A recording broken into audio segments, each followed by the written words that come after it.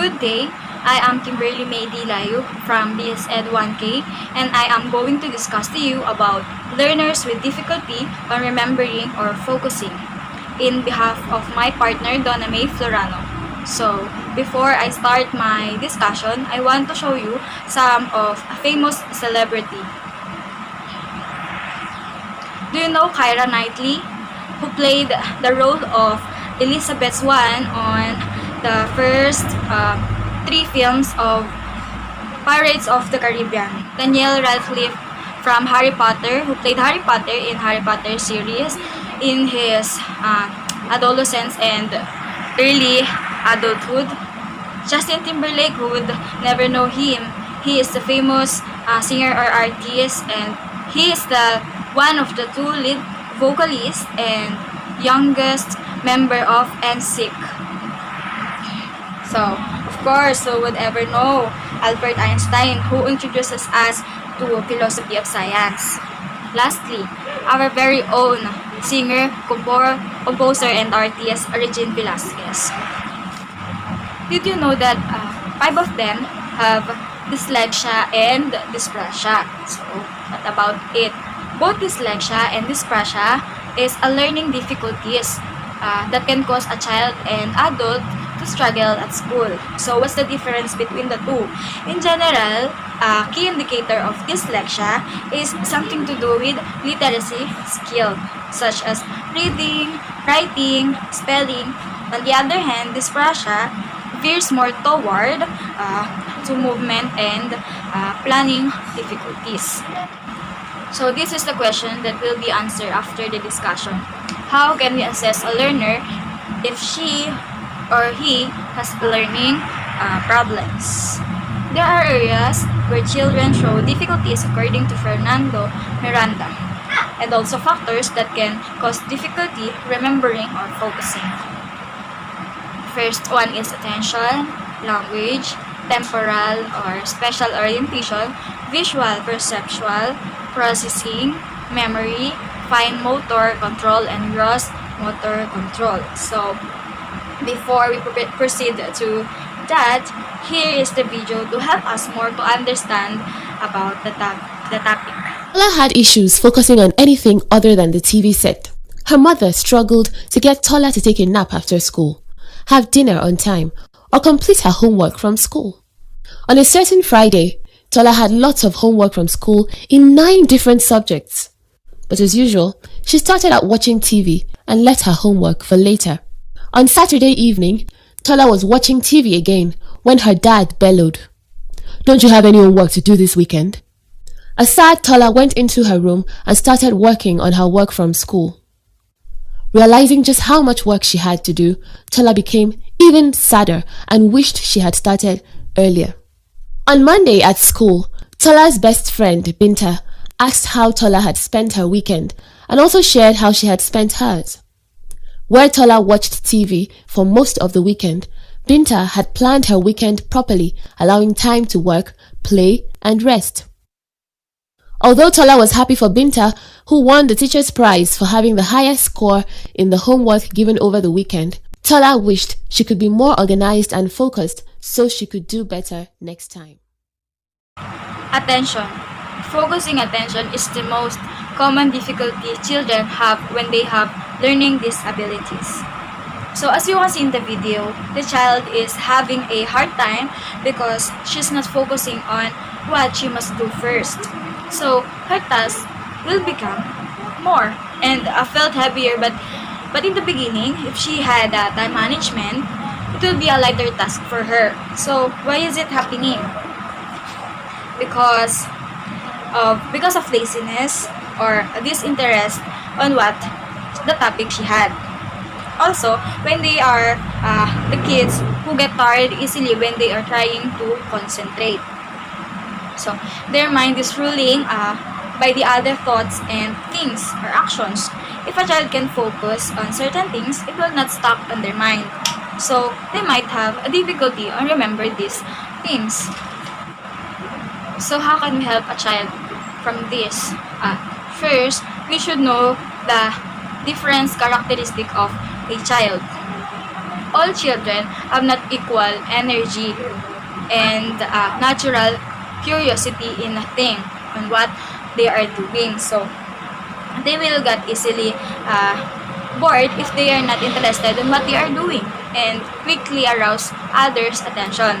So it is not easy for them to finish a task consistently, especially without guidance. So next one is a language. Receptive language. Receptive language is the ability to understand information. It involves words, sentences, and meanings of what others say or what is read. Please take note that the receptive language is the ability to understand. For example, a child's ability to listen and follow a direction. But if a child has difficulty on following multiple rules or instruction, okay. For example, a teacher teaching a children. So she gave an instruction for them. For example, the instruction is draw a circle on the right side and a square on the left side and then match it with a line. So the children might confuse on what teacher is saying, especially especially it is a multiple instruction. But when the teacher told the students one by one and clearly, for example, first draw a circle on the left side, after that a square on the right side, and then match it with a line. So it will understand more, it will understand much better. Expressive language is being able to put thoughts into words and sentences in a way that makes sense. So it means it is how they express themselves. For example, some of the children tend to understand more than they can say.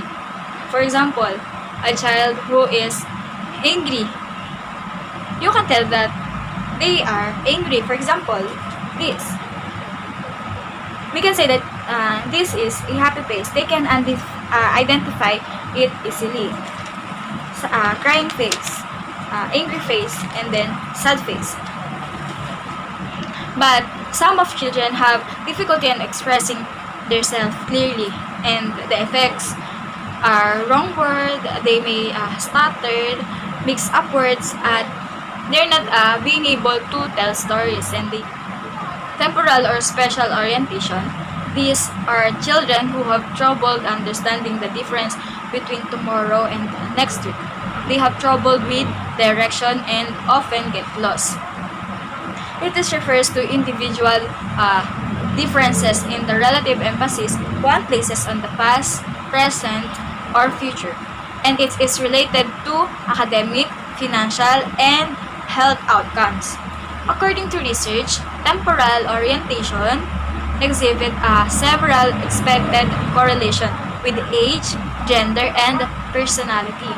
More future-oriented people were older, more likely to be female, more conscientious, less impulsive, less depressed, and more satisfied with life. My example for this is myself. I am always confused by the date, day, and a direction. Even how many times I have been on certain places, I always forget to memorize the direction. And I am struggling especially when the beginning of the school year, when finding a room. Other one is,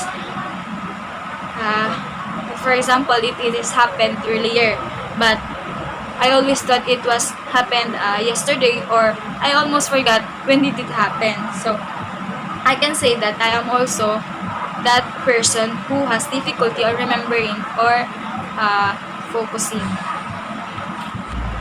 Visual and perceptual processing is the ability that makes sense of what the eyes can see. But some children or people have difficulties in it. So the children seem to see letters or words backwards. They confuse this and this or read was for so even after they finish their third grade. For me, in my opinion, this difficulty and dyslexia has something to do with each other or have similarities. People who have this difficulty, it's good if their ear is working. Their auditory is much more better than a visual. Mostly, they are the good speaker. Auditory perceptual processing is the reciprocal of the visual perceptual process. Their visual is working much better than their auditory. So, children have difficulty focusing on important sounds in the classroom instead of background noise. They have trouble selecting to listen to the teacher specifically. So, this is the students who can identify the more important thing, especially in school. For example, a teacher teaching in the front of the class and the students are listening to her. And then suddenly, one student at the back bring out his phone and then he tried to play against and then the other students heard the sound of the games he is playing, and then they might get distracted and look what he is doing. Next one is the memory. These children have trouble remembering pertinent information like addresses and phone numbers. Short-term memory, hard remembering multiplication tables, days of the week, assignments, narrating a story, or scenes information when in conversation. Next one is fine motor control. Usually children that are impulsive have trouble inhibiting behavior. Will also have trouble with fine motor control manifested by handwriting problems and messy papers. Difficulties copying work from blackboard. Produce good work. Result ashamed themselves. For example, before quarantine happened, I am the one who assigned to pick my brother at school. He is a grade 1 student, and then so I am thinking that time why he is still writing well. In fact, his classmate is already done, and then I go for him to check what he is doing, and then I saw his penmanship is good, and then I found out that he has a difficulty copying something on the board because he is copying also the pattern of the teacher to his notebook. So because he is copying even the pattern of the teacher on the board, he end up writing slower than the others. Gross motor control. Unlike the fine motor control happen in one place, but gross motor control, it has movement. So gross motor control children with a learning disability may at times appear to be clumsy and awkward. They may drop things and bump into desks more than other children. These children are more prone to accident because of their clumsy movement. So the result, peers tease and reject them. Good day, Mr. Franco. I am Ms. Florano and I'm going to discuss the second part of this report. Based on the previous slides that was discussed by Ms. Layug, there are lots of factors under this remembering and focusing learning disability. And yes, it is hard to identify if these disabilities occur because it shows no symptoms. Is there any solution? Well, Glenda Thorne of Covington, US, a psychologist that specializes the assessment of school and learning problems and also the president of Helping Mind Behavioral Health, proposed the 10 strategies to enhance learners' memory. Explaining directions both visually and verbally will help the students' memory. And as an educator, we must encourage them to repeat the directions, explain it well based on their own words, and we must let them give further examples or situations for us to know how deep the learner's knowledge about the instructions or the topic that we've given. And this strategy is mostly applied at giving homeworks to our students. The second strategy is to teach students to overlearn materials. So there is no harm at overlearning. And if you feel like You've given the same instructions and informations repeatedly. This might be a series of trial and error activities, but we must let our students perform an error-free activity to ensure the completeness of the acquired learning. And if there's any idea or information that they keep on forgetting, we must keep thinking of better ways or creative ways of inputting the right ideas to them. Quiz bee or any game type of quiz or activity will help a lot for them to memorize or to remember the right information or the right instruction. The third strategy is to teach students to use visual images and other memory strategies. And word substitution is one of the best strategies to enhance one's memory. This system is used to those informations that are hard to visualize. For an example, the word occipital. This word can be converted into other words that sounds like and can be visualized. For an example, the word occipital converted into word that is exhibital because they sounds like somehow.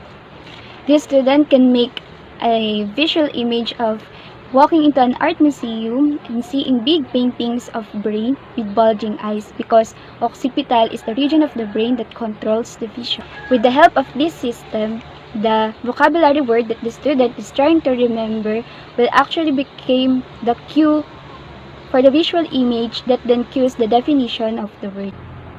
The fourth strategy is to give teacher-prepared handouts prior to the class lectures. Pre-activity handouts, which comprise of the outline of the upcoming lessons, will give initial knowledge to the students prior to their class discussion. These pre-handouts must highlight the salient information aims to be remembered by the students. Presenting graphic organizers too will help a lot in enhancing one's memory. Both strategies will enhance one's memory so that when class lectures arrive, it will be more comfortable for those students who undergo or practice having pre-activity handouts to join class discussion having the prior knowledge about the lesson. The fifth strategy is to teach students to be active readers by underline or highlighting, jot down keywords, or annotate. As an educator, we must teach our students not just to be a reader but to be an active reader by underlining, highlighting, or jotting down keywords or annotating words. This strategy may enhance one's short-term memory, and through this activity too, they will discover new words that may widen their vocabulary. Then, by this kind of strategy, they can go back and read what was they have underlined, highlighted, or written in the margins. To consolidate these information to the long-term memory, they can use outlines or make a graphic organizers because a lot of research showed that using of graphic organizers to organize informations increase the academic achievements of all the students. So teachers must teach students to be an active readers by doing these strategies. The sixth strategy is to write down steps in math problems. Teachers should taught students to learn how to write down every steps in solving math or word problems. So there are lots of students encounter great difficulty in facing math problems or solving math equations, and there are students too who have weakness in working in memory. So this strategy will help them a lot in solving those equations and problems. For an example, in solving long division problems, every step should be written down and should be included. Also, including the carrying of numbers. Those students, they have to be able to learn how, when, and where to add, subtract, and multiply for them to easily answer the equation as fast as they could. And on the other hand, in solving word problem, it is advisable for them to have a piece of scratch paper at their side where they can write every steps that they need to solve that problem. These strategies will help them to prevent from losing in their place and to for them to know what were they doing at that point. And these strategies will help them a lot to answer correctly the problems and as fast as they can. The seventh strategy is to provide retrieval practice for students, practice tests, exercises, activity sheets. Providing practice tests as an retrieval activity will enhance the student's memory. Taking tests is an act of recalling the information from the long-term memory. And these strategies or these activities will help the students to sharpen their memories and to recall the information. In the case of reviewing students, it is suggested for the teachers to ask their students to write down questions or make up questions from the learned lessons and let them answer those questions, or let everyone answer those questions. Letting the students to write down questions for an exam or test will give awareness to the teachers and also to the parents. If the student focused on the most important informations or details rather than the less or least important details. The eighth strategy is to help students develop cues when storing information or the use of acronyms. Numerous studies show that it is easier to retrieve information when it was stored using cues, and if that cue is present in the time that the information is needed, the information can be easily retrieved. We are taught since we are in grade school about using acronyms, and one of the best example for this is in solving math problems. We are taught to use the acronym AGONSA in solving math problems. These serve as our guide in solving math problems, knowing what is asked, what are the given, what is the operation to be used, N for the number sentence, S for the solution, and A for the final answer. With the use of this guide, we can easily answer the math problems that was given on us when we were grade school students. And another thing is in memorizing the regions. We use the acronyms Mimaropa, Calabarzon, and the likes for us to easily retrieve the needed information. So the eighth strategy help us to understand that acronyms are helpful in memorization and in retrieving or recalling important information. Ninth strategy is to prime the memory prior to teaching and learning. Giving cues or advanced organizers or cliff notes in the literature will help priming the memory of the student. So priming memory means giving cues that will prepare the students before a task is presented. For an example, in testing their reading comprehension, it is advisable to discuss first the unfamiliar terms or to discuss the overall topic of the story for the students to be able to get and take the salient informations while they were reading. And it is also advisable for the students to use advanced organizers or cliff notes in taking literature lessons or subjects, because these are helpful aids in priming the memory. And strategy is to review materials before going to bed. This is the last strategy, and it is all about the sleeping habits of the students.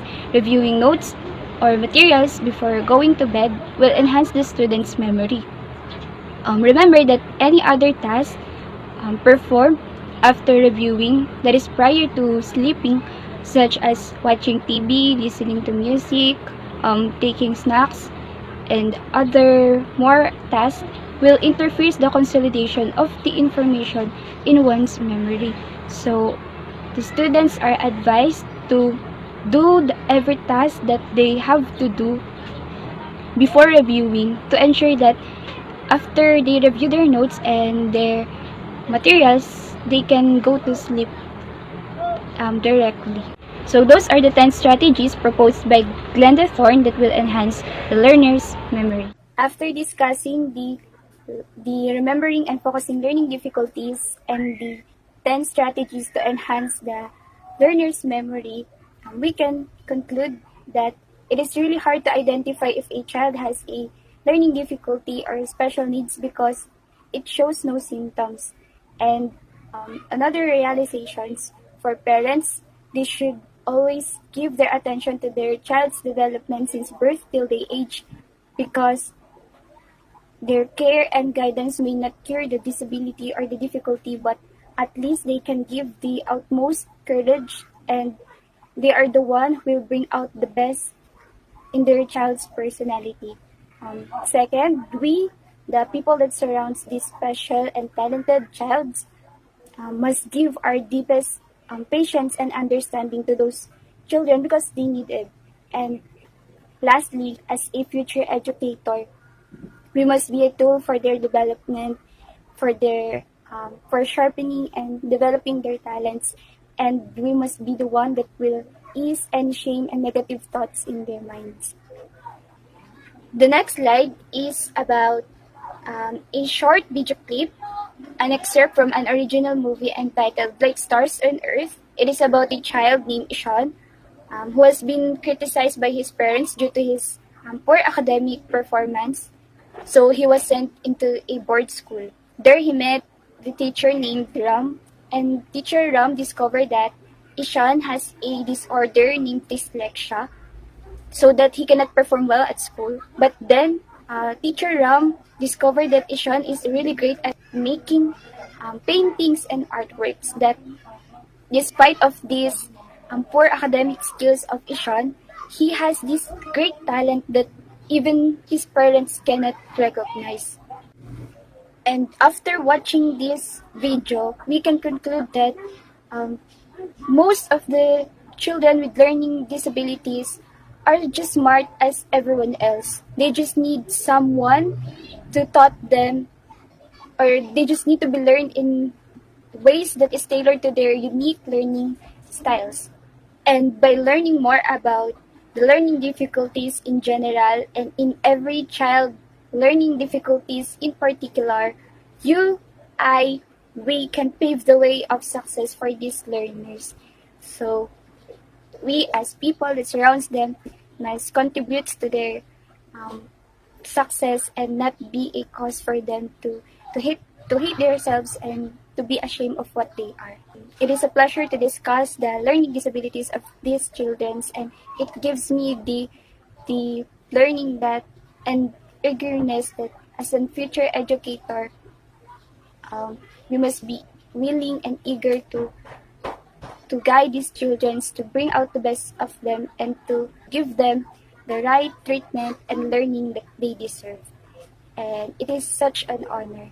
So thank you, and God bless.